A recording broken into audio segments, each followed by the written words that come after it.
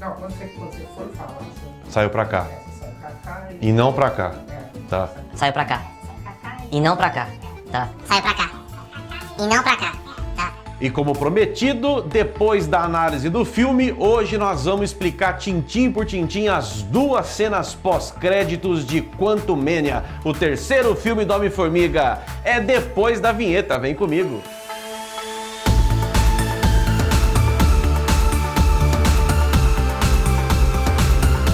Agora eu tô usando dois bordões agora, pra mudar, voando. Tô usando o Spot Cunária e o da Star Wars. Porque antes eu ficava falando, espera, e aí, tudo bem com você? Dá na mesma, que a força esteja com você.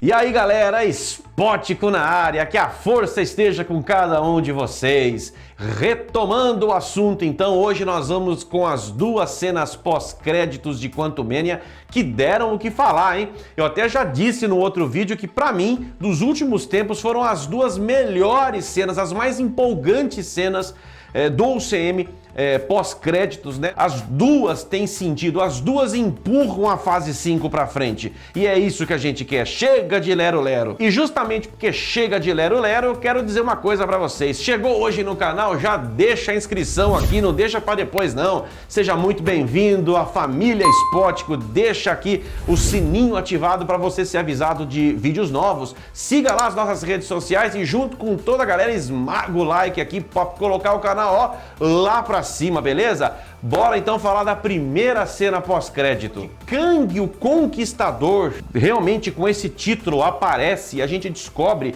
que ele foi exilado no mundo quântico pelo Conselho dos Kangs, né? Onde viram ele como uma própria ameaça, uma variante que era uma própria ameaça a todas as outras variantes do próprio Kang. O multiverso estaria correndo muito perigo se o Kang continuasse dominando uma linha temporal atrás de outra linha temporal, um universo atrás de outro universo. E mais do que dominar, mais do que conquistar, se alguma variante se opusesse a isso, ele simplesmente acabaria, ele acabava, exterminava aquele universo, aquela linha temporal, matando trilhões de pessoas, simplesmente porque aquela linha temporal se tornou uma afronta para ele. Por isso ele foi exilado lá dentro do universo quântico. Repito, foi dito pra gente que seria o único lugar da onde ele não poderia escapar. Bom, não poderia escapar, vírgula, né? Se ele tivesse aquele núcleo funcionando da máquina dele lá, de motor multiversal funcionando, ele escaparia. Então não é bem assim, né? Então quem mandou ele pra lá esqueceu de falar isso. Ó, eu vou mandar você pra lá, mas me dá o núcleo aqui, né? Não foi o que aconteceu. Tanto é que o núcleo deu ruim, o núcleo ele não voltava a funcionar, mas com a ajuda da doutora Van Dyne, eles conseguiram fazer o núcleo funcionar. Ele estava quase escapando, como eu disse, ela descobre, tocando na máquina, ela descobre as intenções e aí larga, abandona ele para lá. Todo o filme correu, tal, e vamos lá. A notícia correu que o Kang, o Conquistador, foi morto dentro do universo quântico. Portanto, já é a segunda variante de Kang que morre em pouco tempo. Nós nunca podemos deixar de esquecer que lá na série do Loki, a variante feminina do Loki, a Sylvie, ela espeta, ela mata a facada aquele que permanece, que era também uma das variantes dos Kangs. E agora, Kang, o Conquistador, foi morto também pelo próprio Scott Lang e a Vespa, quando ele é arremessado contra o núcleo energizado e ele é totalmente sugado naquele momento e ele morre. Essa notícia chegou a quem? Chegou justamente no Conselho dos Kangs. Então a primeira cena pós-crédito é essa, o Conselho dos Kangs reunidos e diga-se, hein, imagens muito fiéis às próprias páginas dos quadrinhos. A galera foi à loucura. Fanservice total dessa cena, hein?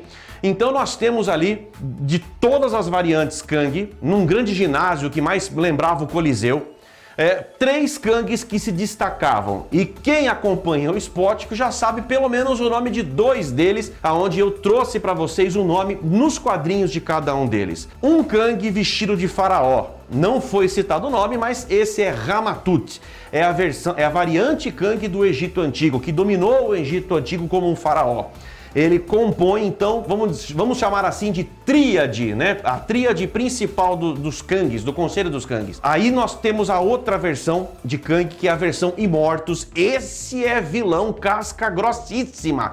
Esse é talvez dos Kangs o pior dos Kangs. Chega talvez até ser pior do que Kang o Conquistador. Pelo menos foi a imagem que o UCM quis passar pra gente. Ele meio que lidera o Conselho dos Kangs, né? Foi essa a imagem que passou.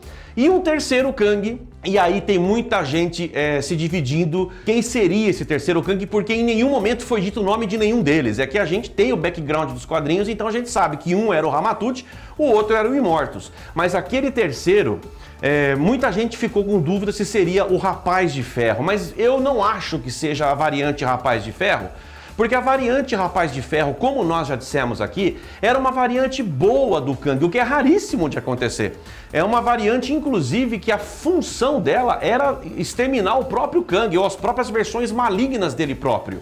Então, o que o Rapaz de Ferro estaria fazendo no Conselho dos Kangs? Eu, sinceramente, não acho que seja. Mas a cor dele era azul. Teve muita gente também dizendo que ele poderia ser o Centurião Escarlate. Mas Centurião Escarlate ele deveria ser vermelho, não azul. Enfim, fica uma ponta de dúvida de quem seria realmente esse terceiro Kang da tríade do Conselho de Kangs. Mas, retomando, então, eles estão ali reunidos, o Conselho foi convocado, porque duas variantes foram mortas por seres que habitam os multiversos, e isso nunca havia acontecido antes. Nós tivemos, então, os Kangs preocupados com isso, e eles convocaram todos os Kangs, porque um dos Kangs da tríade diz, mas você convocou quantos Kangs? Falei, todos os Kangs. E quando a câmera abre, aquela multidão de Kangs de todas as terras, de todos os multiversos, de tudo quanto é lugar. Era Kang que não acabava mais. Parecia torcida organizada. E o Conselho do Kang tinha uma finalidade. Eles iam começar a discutir como que eles iam intervir no multiverso de forma a combater essa ameaça, porque eles já estavam olhando então para esses dotados de poderes, né, como o Scott Lang, como a Vespa, como o Loki, como a Sylvie, enfim, eles já estavam olhando para essa galera de uma maneira diferente. O que nunca foi uma ameaça para eles antes passou a ser.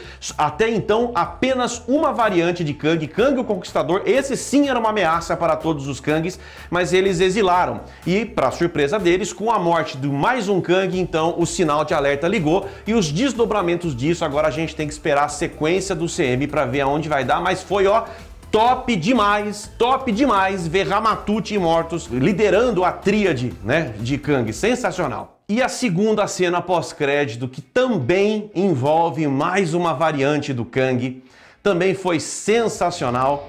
A gente vê que lá, possivelmente no início do século 20, talvez na década de 20 ou de 30, por aí, alguma coisa assim, né, pela roupa que as pessoas estavam usando, a variante Victor Timely, que é mais uma variante de Kang, um professor explicando ali para uma plateia, né, sobre um artefato, uma máquina que ele estava criando e que ia revolucionar o mundo, porque as noções de tempo iriam mudar, né? Que máquina é essa? Possivelmente, talvez, a máquina do tempo, que vai viajar no tempo, na adaptação, né, para o live action. Mas o grande fato é que, no meio dessa plateia de espectadores atentos e deslumbrados com a aula que o Dr. Victor Timely estava passando para todo mundo, dois personagens deram as caras ali: o agente Mobius M. Mobius e Loki. E, inclusive, o Mobius, né, que já é um outro Mobius, e o que tudo indica, esse Loki também já ganhou a amizade, a confiança desse Mobius também, é o que ficou claro pra gente. Ele tá todo assustado, aliás, o Loki tá todo assustado, perplexo, olhando para aquela variante de Kang, e ele diz pro Mobius, é ele, não sei o que, todo apavorado, não sei o que, né? E aí o Mobius olha pra ele, mas espera aí, mas esse cara aí é o Kang, pô, né? Não sei o que, mas você me disse que era um cara aterrorizante, quer dizer, e eles estavam diante de um professor, né? E para por ali com o Loki dizendo, é ele, não sei o que, e para por aí. Cara, isso é uma ligação direta com a segunda temporada, né, da própria série do Loki que tá vindo por aí no CM. Então foi outra cena pós-crédito que empurrou o CM para frente. A única coisa que a gente tem que registrar que muito possivelmente nessa altura do campeonato o Loki e o Mobius M-Mobius eles ainda não têm conhecimento de quantos Kangs existem. Talvez eles estão achando que aquele professor do Victor Time ele possa ser uma nova variante de Kang, aquele que permanece. Então eu quero ver como é que eles vão lidar com isso a hora que eles souberem que existe uma infinidade de Kangs, assim como existe uma infinidade de universos e de variantes de todo mundo. Isso é coisa para roteirista, mas fazia muito tempo que a gente não ia pro cinema pegar duas cenas pós-créditos que são progressistas, vamos dizer assim, empurra a fase pra frente. Sensacional, valeu a pena demais. Essas cenas pós-créditos te trouxeram mais alguma ideia, mais alguma teoria que a gente não colocou aqui? Então solta, despeja aqui nos comentários, porque dependendo do que vocês colocar aqui, a gente traz um vídeo fresquinho com as teorias de vocês, porque aqui é o canal de fã pra fã de verdade. Você que tá com a gente desde o começo, muito obrigado, deixa o like aqui com todo mundo, quem chegou agora também, o pessoal que tá desde o começo, deixa o like, que é muito importante, galera, esse like é demais importante pra gente. E se você chegou hoje e não deixou a inscrição no começo, deixa agora, fortalece o nosso trabalho, ativa o sininho para nunca perder um vídeo novo e fica à vontade que a casa é sua, beleza? É sempre assim, um vídeo atrás do outro, umas 2 vezes por semana quando dá, beleza? Até o próximo vídeo, galera, Spótico na área, fase 5, começa a criar corpo, hein, galera?